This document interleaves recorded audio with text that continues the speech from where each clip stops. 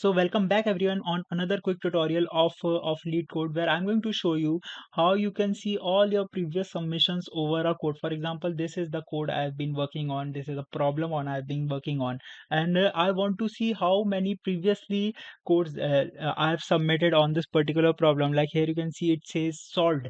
So I want to check all the previously submitted code. So all you need to do on this window, you can uh, scroll with your mouse or trackpad, and you can find this option which says submission. When you click over there, you can see all your submissions which are listed in one single window, with all its details, like when you submitted it, with what runtime the problem have been solved. So you can see all your submissions just over a single place. I hope this video will be very helpful for you. Make sure to hit the like button and subscribe button for more such informative and quick tutorials.